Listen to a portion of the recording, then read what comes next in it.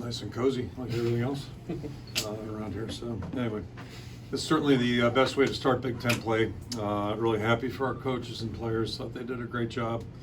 Hostile environment coming in here, we knew it would be. So the guys did a good job concentrating through that, kept their composure, and the bottom line is I think we really had a good team play out there. So that's always a good thing. And I think we saw improvement all three phases. At least was my vantage point. Talk about the defense. I was told the color analyst said something about the Iowa defense being a sight to behold, and I would not argue that point tonight. A lot of really good efforts out there. Certainly some great playmaking by our guys, and also told it's the fewest amount of points now since 1956, which was 66 years. That's pretty impressive. So clearly the guys are really playing at a high level right now, doing a good job. And the two defensive touchdowns. It did feel a little bit like the Indiana game, and I guess that's the last time we did that too. So, a lot to be pleased about there. Offensively, I think we made progress. Saw some things that were better out there today. It's kind of a weird game in some ways. You lose a couple possessions. Nobody's going to complain about that, but I thought we did some things better. And most importantly, I think the line's grown a little bit. We're still not as cohesive as we need to be. There's still some things going on, and Rutgers did some things that make it rough on us as well. With some of their movement and blitzes, what have you, but that'll be good for our guys to weather a road trip and make some progress. Thought the backs ran well and ran hard. Caleb ran about bounds at one time, but otherwise some really good things. And then special teams continue to do a nice job. And I thought we played probably as well as we've played tonight in that regard. Good to see the kickoff coverage. Jay Higgins looked like he was doing pretty well out there in the whole group, a little better than last week. And I can't say enough about Torrey. Two good punters in the game, and Torrey, I think, by my count, 1 on the 10, and then the other 3 were inside the 10. So that's a huge plus too. Anytime you can do that, and just try to give them a long field and hopefully get it back in return.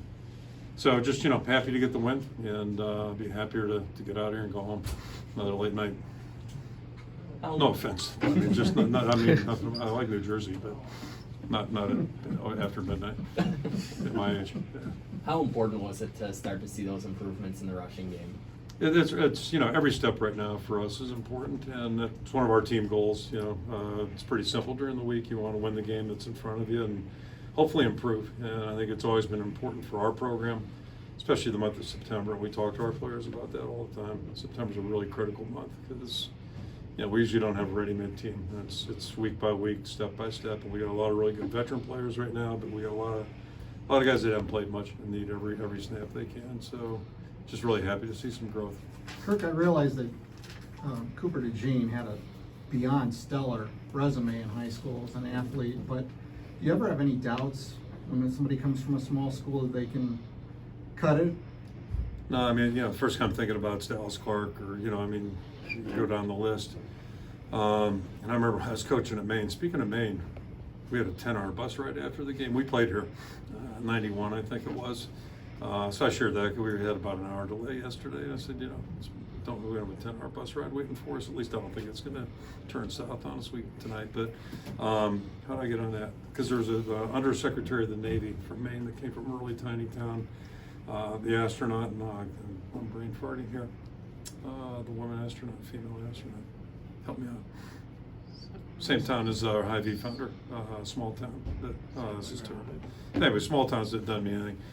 Athletes are athletes and good players are good players, and we've had plenty of guys from small towns. I think that the most surprising thing about Cooper, as far as I know, he really wasn't offered a scholarship by anybody. And you watch what he does, he just plays good football. He's flexible in terms of position, and tonight, fielded punts and did a nice job there too. So I'm not saying it's easy, but he makes it look easy, and that's what good players do. It's really good to see. You have a moving.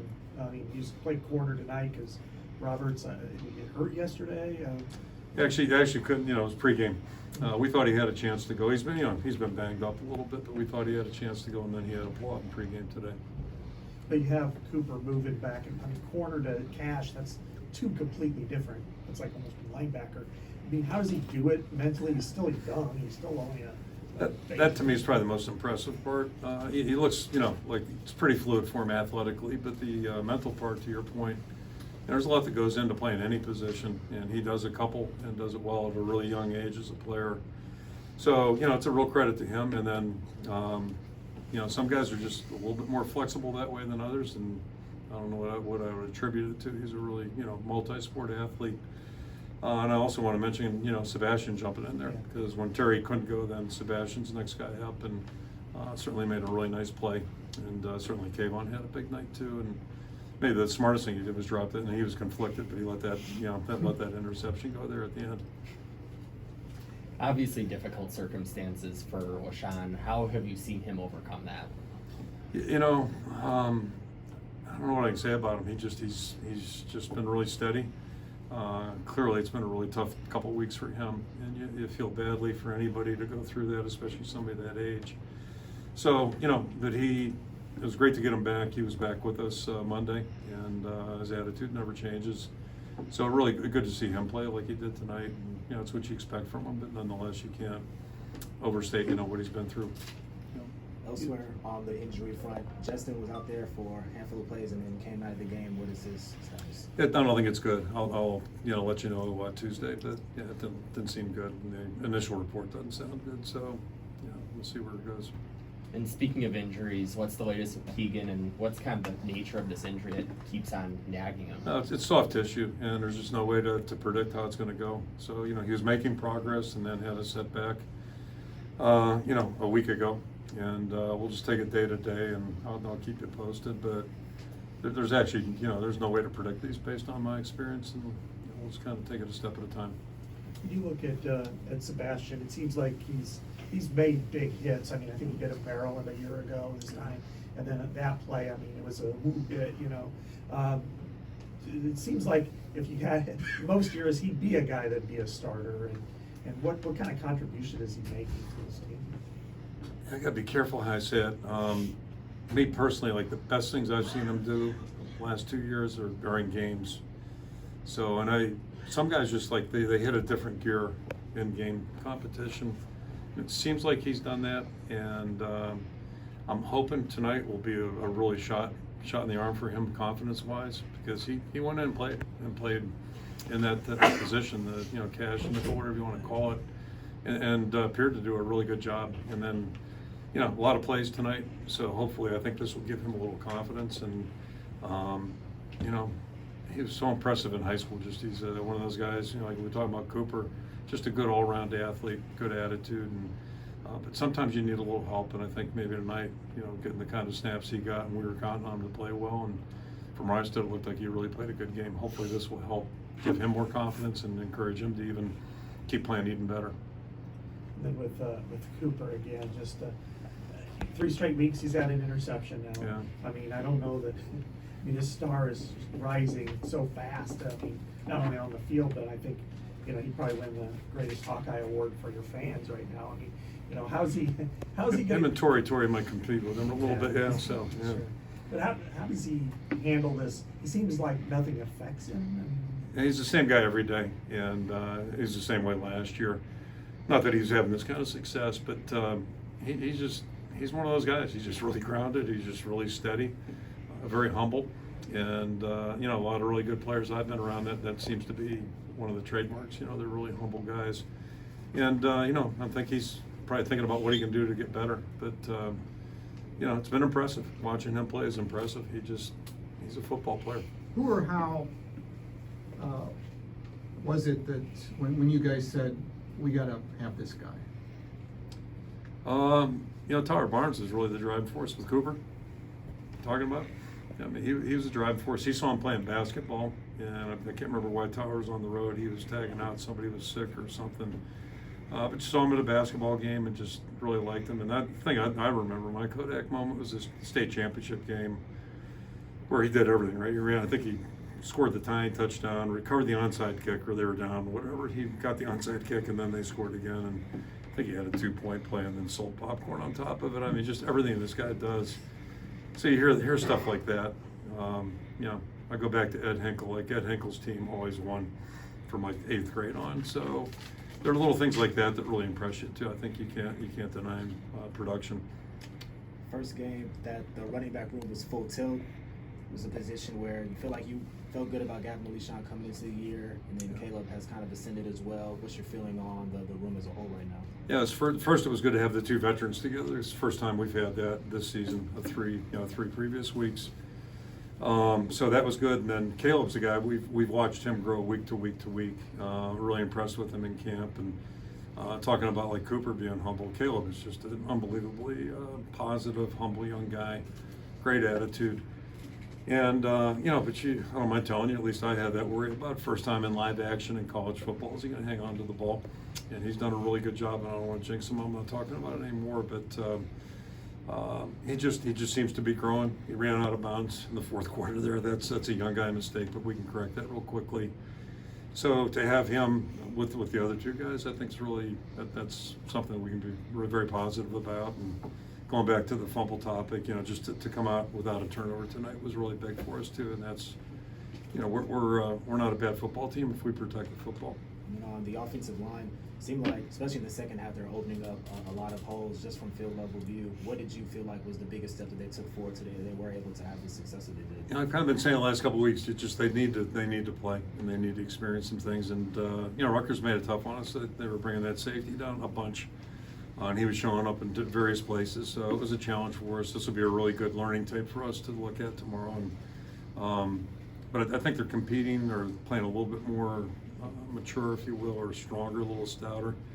So it's all about just taking these snaps and trying to make them be a benefit as we move forward. Gavin, Just one or two more. Yeah. Go ahead, Joe. Gavin came in as the #1 running back, but it seems like LeSean and Caleb have been the ones to really shine. Is that a matter of just the style that LeSean and Caleb run, or? Yeah, I wouldn't read too much into it. Just, it's kind of like our whole lineup offensively right now. We're still probing a little bit and trying to learn more about guys. None of these guys are veteran players, right? We talk about Gavin and LeSean like they're seniors, and they're not. They're young players. So we're trying to learn, especially on our offensive side, we're trying to learn about the team with each and every rep. And, I think those guys are gaining ground. The backs are. I think the guys up front are. We just have some receivers on the field now, which is encouraging. Nico fell down on that one route by our bench, which was disappointing, but that's because he hasn't played, and he's probably trying too much on that. But we're fighting the time clock a little bit on the offensive side, and that's every snap counts. On the linebacker front, Jay Higgins played on defense last week. Saw him again tonight. Kyler Yep. Fisher as well. How would you describe their ascension, where they've been good special teams players, but now they're starting to have a little bit of role on defense also? Yeah, so it's a flip of the offensive side where we have some veteran guys like Jack, like Seth, and Justin.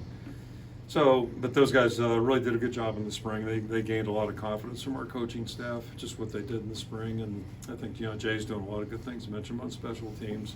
Certainly played well in defense also, looked like. And Kyler's a guy who's been coming on with each and every opportunity. So you need depth because you're always going to have injuries to contend with, and that's certainly the case for us right now. So to have guys like Sebastian, Jay jump in there, that's big for us.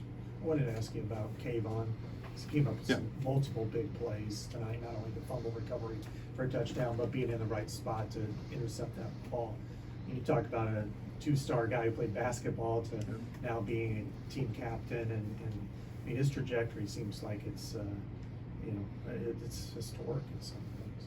Yeah, we don't get to go shopping at the five-star store. We're not going down there too much. So we have to try to find guys that maybe are going to, we think are going to grow into it. And Cooper's an example. Kayvon, a lot of these guys we're talking about weren't overly heavily recruited, but we thought they had. We're always looking for guys that we think can develop and become better players. And really, all it counts is what you are once you get to the field, and no matter how fast or how slow that might be. Kayvon's he's a tremendous young guy. Talk about another guy, a really good guy and a humble guy and a good team leader. And I think he was showing off for Dane Belton. Dane was on our sideline tonight, and I always tease these guys. They look like they're 5 years older as soon as they walk out of our building. I swear, Dane looks great, and it was great to have him with us on the sideline today. Great. Thank you, Coach. Okay, thank you. Everybody.